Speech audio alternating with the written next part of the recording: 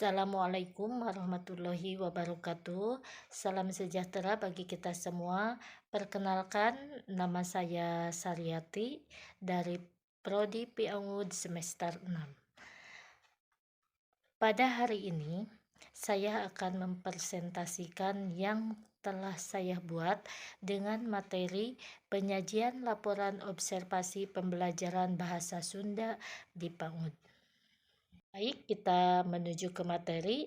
Materi yang pertama yaitu laporan observasi pembelajaran bahasa Sunda dapat dimaknai sebagai dokumentasi hasil pembelajaran peserta didik di satuan PAUD.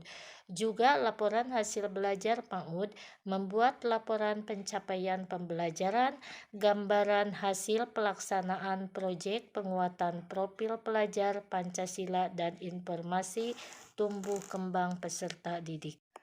Tujuan laporan observasi pembelajaran bahasa Sunda yaitu untuk memberi informasi tentang tujuan-tujuan pembelajaran dalam pencapaian pembelajaran atau CP yang telah dikuasai peserta didik. Tujuan pembelajaran yang masih memerlukan. Selanjutnya ada beberapa manfaat laporan observasi pembelajaran, diantaranya 1. Bagi peserta didik, yang kedua bagi orang tua atau wali, yang ketiga pendidik dan satuan PAUD. Yang pertama, manfaat laporan observasi pembelajaran. Yang pertama bagi peserta PAUD. Manfaatnya adalah gambaran kemampuan belajar. Yang kedua adalah umpan balik. Umpan balik di sini bermanfaat untuk memberikan informasi mengenai kemampuan yang sudah dikuasai dan perlu dipelajari lebih lanjut oleh peserta didik, serta menentukan langkah selanjutnya dalam pembelajaran. Manfaat laporan observasi pembelajaran yang kedua yaitu bagi orang tua atau wali. Laporan hasil belajar dapat digunakan oleh orang tua berserta dengan pendidik untuk mendukung stimulasi perkembangan peserta didik.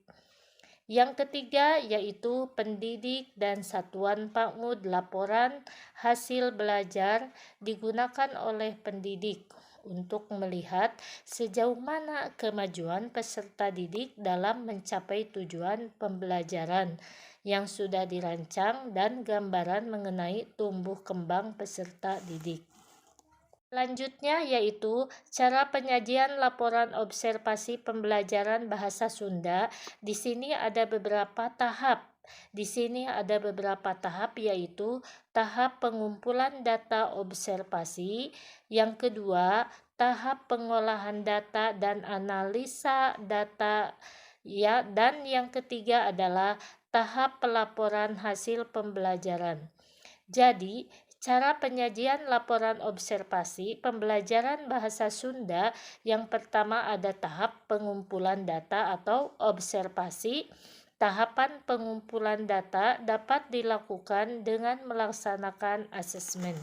Dalam pembelajaran bahasa Sunda, di sini ada beberapa asesmen berdasarkan fungsinya menurut Clark 2012 dan Panadero 2016, yaitu 1. Asesmen formatif, yang kedua asesmen sumatif. Yang pertama adalah asesmen formatif. Asesmen formatif merupakan asesmen yang bertujuan untuk memberikan informasi atau umpan balik bagi pendidik dan peserta didik untuk memperbaiki proses belajar. Itu adalah asesmen formatif. Yang kedua, asesmen sumatif. Asesmen sumatif yaitu asesmen yang dilakukan untuk memastikan ketercapaian keseluruhan tujuan pembelajaran yang telah direncanakan untuk dicapai dalam kurun waktu tertentu. Selanjutnya ada teknik dan instrumen dalam pelaksanaan asesmen formatif dan sumatif adalah 1. Observasi, yang kedua kinerja, dan yang ketiga adalah portofolio. Itu adalah teknik dan instrumen dalam pelaksanaan asesmen formatif dan sumatif. Cara penyajian laporan observasi pembelajaran bahasa Sunda tahap yang kedua adalah pengolahan data dan analisa data. Jadi di sini ada hal-hal yang perlu diperhatikan dalam membuat laporan pembelajaran. Yang pertama adalah pelaporan mengacu pada asesmen sumatif yang dilaksanakan dari waktu ke waktu. Yang kedua, lebih berfokus pada hal-hal positif yang mendukung kemajuan peserta didik.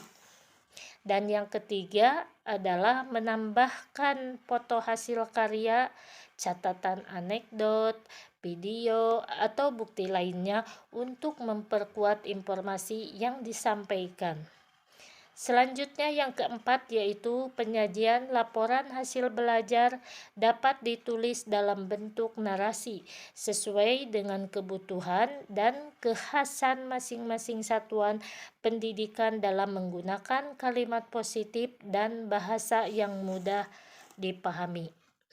Dalam tahap pengolahan data dan analisa data di sini ada komponen dalam pelaporan. Nah, di sini ada komponen-komponen penting yang perlu termuat dalam laporan hasil belajar, yaitu satu, data diri peserta didik.